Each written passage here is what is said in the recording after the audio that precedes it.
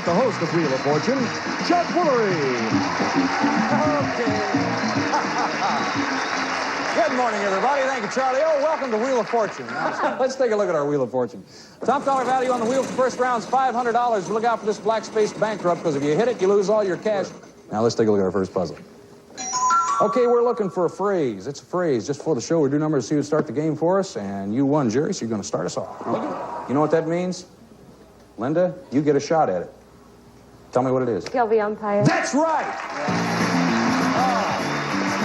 That's a tough way. It really is. Yeah, that's tough. It's us saying goodbye to you. See you next time. Bye-bye. Thank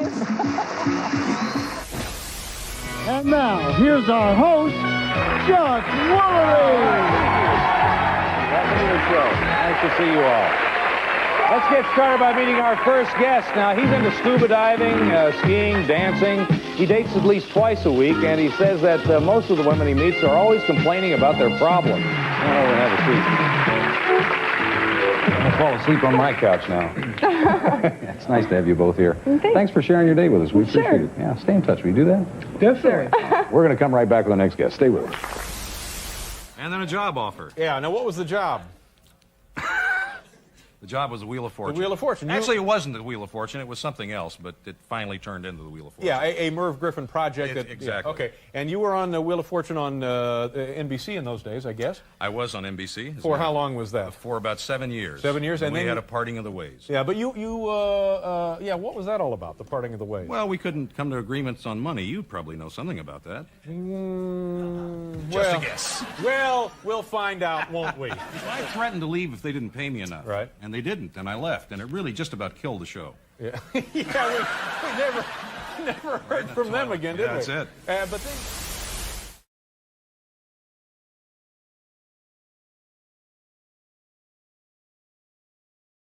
Somebody big just died. The first host of Wheel of Fortune, Chuck Woolery, is dead at 83 years old.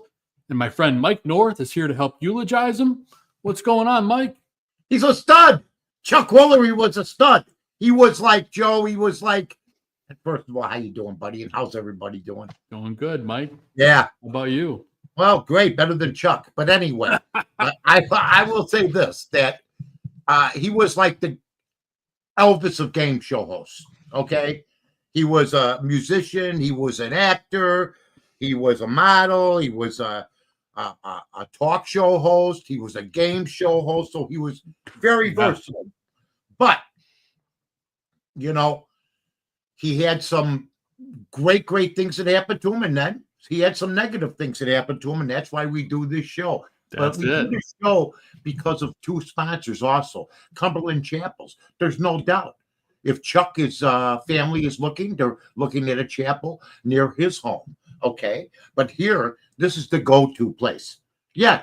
Even when you die, there's a go-to place. You know, remember that go-to place you went to when you partied, or that go-to place restaurant that you and your lovely wife or your family loved? Well, this is a go-to funeral home, folks. I mean, you know, it's if you're going to go out, you go out in style. I mean, I know one of the guys that was a salesman there. This is the honest God truth. This was 20 years ago. I don't know if he's still with them. But he had a card that said Cumberland Chapels, 8300 West Lawrence Avenue, Norwich, Illinois, 708-456, whatever the heck the rest of the four numbers were. But let me tell you this. Yeah, 8300, like I remembered, cumberlandchapels.com. But I can't remember his name now. But he gave me his card one time. I was at a bar. I was at Pasta, like I was most of the time back in the day.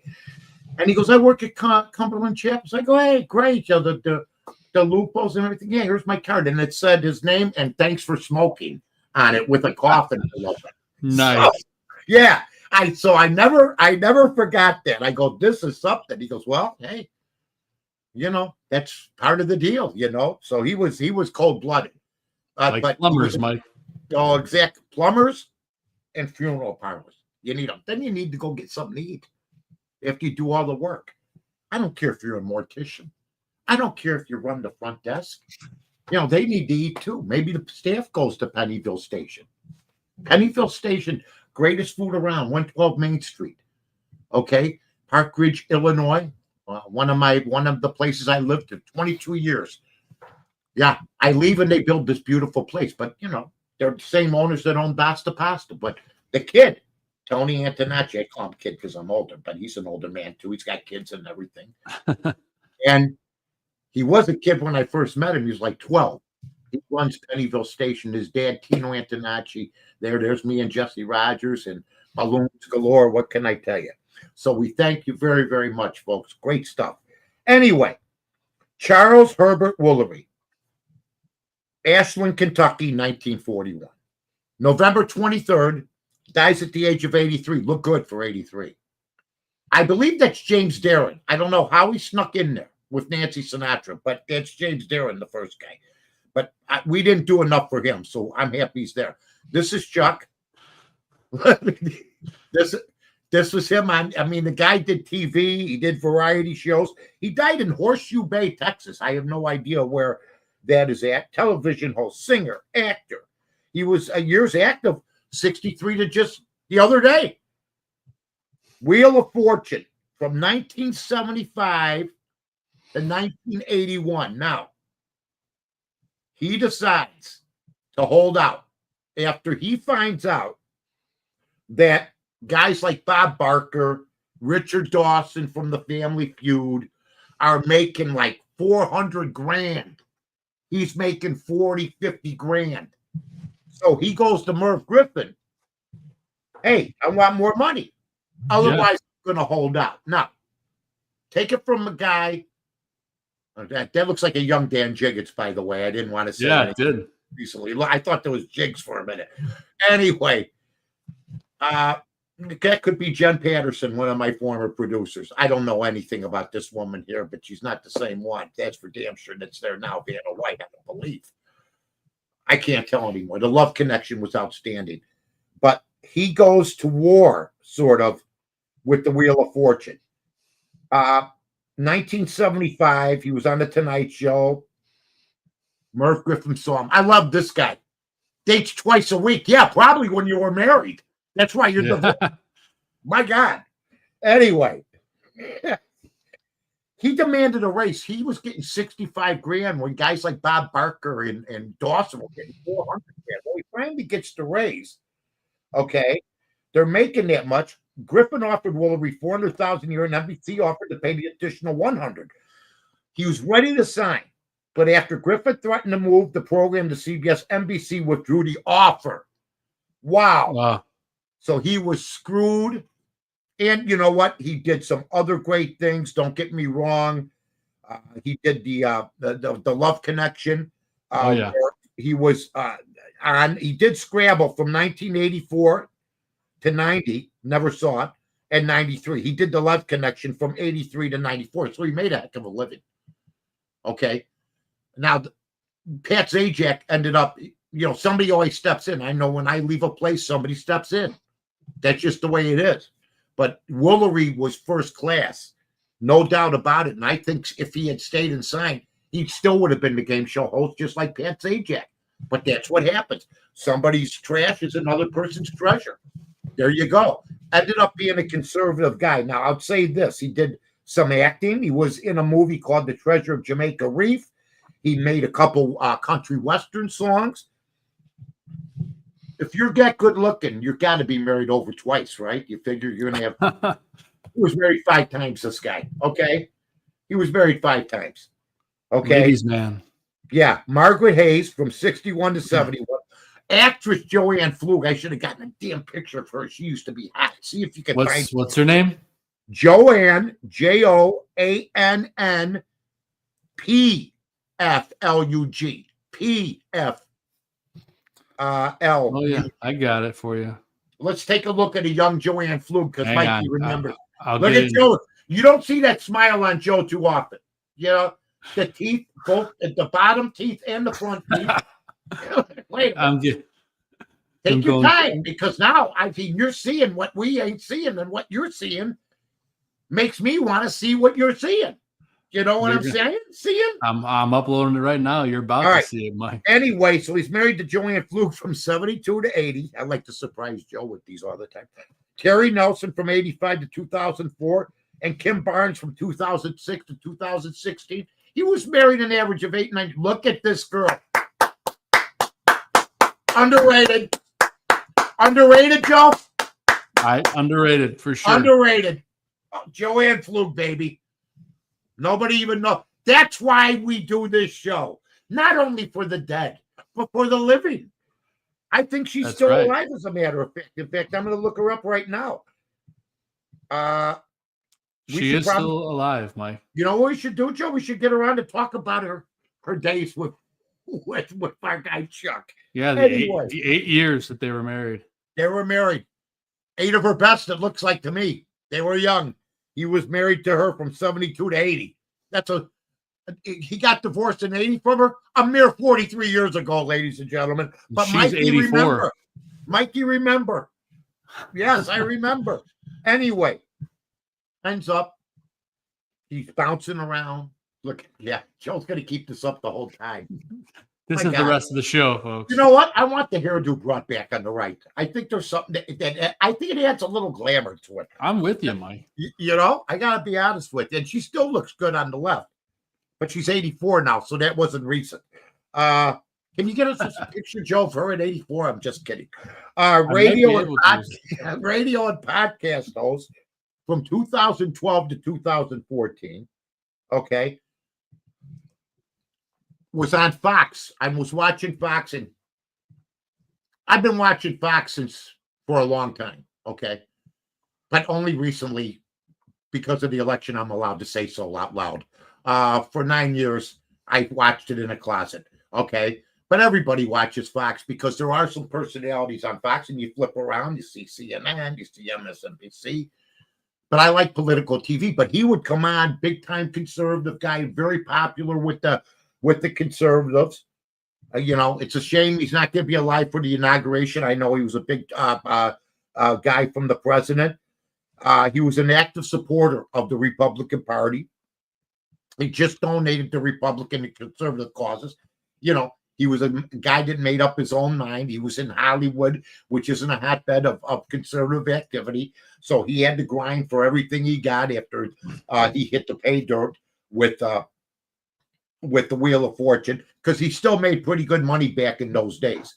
45,000 was pretty good money. But when you hear somebody's making 3-4 times more money, then you make mistakes. I would have probably asked, because I've been in negotiations for 253 and maybe with some escalators or something like that. But he went for the enchilada and almost got it. Mike, I got her older with Newt Gingrich, if you want to see Joe. Oh, please. Let's see Joanne Flug. Not bad, Joe. Not bad, right? Not bad. Aged pretty well. Yeah. Okay. Now go back to the old picture for a second. I'll just tell you. There we are. Whoever did the picture on the right had her positioned properly, ladies and gentlemen. By the way, he was in movies, but none of any kind of consequence. None. He was in he did TV. He did the Chuck Woolery show for 1 year. Home and Family for 2 years. The Dating Game, he took over for Jim Lang. Jim Lang, one of the famous guys.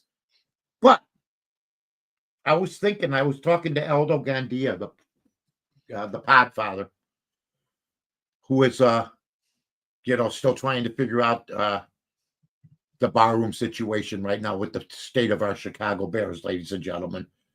Yeah, Chicago sports in general, brutal. Yeah, they're going to be on. Somebody big just died pretty soon if they don't straighten the whole out. City, yeah. Yeah. But we were talking about top 5 talk show hosts of all time. So I said Alan Ludden from Password, Dennis James, Jim Lang from The Dating Game. I mean, I used to cut school and sit home all day and watch all morning and watch the shows that were on back then. But the top 3 guys, I think one of them is Chuck Woolery, okay, because he just was more diversified. He was a great host. Bob Barker, there's no doubt about that. And who was the other guy I picked? I'm trying to remember. You got the picture, Joe? Oh, yes. Yeah. Sorry. You're falling asleep at the wheel, for Christ's sake? No, I didn't know that's what we were doing right now. Yeah, there he is. Monty Hall. I got to interview Monty Hall. That's from Let's Make a Deal, but he also did a show called Video Village. And what Monty Hall, I heard, was in Chicago. I was doing a sports station. I had Monty Hall for an hour. Let's Make a Deal, the whole ball of wax. And then the other guy is a guy that I think is probably it's diversified. He did some sports. He did some radio. He did some great TV. The Price is Right. Bob Barker. Yeah. You know what it's saying there? I got hit with 10 sexual suits and I lived to talk about it. Bob Barker. They used to have the hottest models on The Price is Right. And I think Bob hunted down many of them. And he'd also tell you to neuter your dog at the end of every broadcast of The Price is Right. So you have... Yes, he would. Yeah, you have those two, Joe. And then you have, of course, Chuck Woolery. Now, Chuck is just one of the all-time greats. No. Steve Harvey. Surprise. A fellow radio guy. They think I got lucky. People tell me, oh, yeah, well, you're lucky. You got your 30 years. I don't know. Me? Look at that guy. Okay, dumber than a box of rocks. Read the wrong winner on the beauty contest show the other night. But funnier, never has made me laugh, but Steve has made a wonderful career. I don't take anything away from him. Okay? I listened to black radio back in the day, WVON, Daddy O'Daly, WVON, which meant the voice of the Negro back in the day. They died right down there on the South Side. And Steve Harvey was good, but there's a lot of other black, especially DJs. My guy, Richard Steele, another great one. But, you know, I'm veering off. While you were talking Bob Barker, I pulled the Happy Gilmore clip. I don't know if you want me to play it or not. Yeah, come on, let's go. We're having fun tonight in honor of Chuck Woolery. We're going off the cuff, you know. It's all That's right. the way we do it, folks. Come on, give me a little bit. All-time classic here from Happy Gilmore, Bob Barker. There is no way that you could have been as bad at hockey as you are at golf. All right, let's go. Oh! You like that, old man? You want a piece of me? I don't want a piece of you. I want the whole thing. Oh!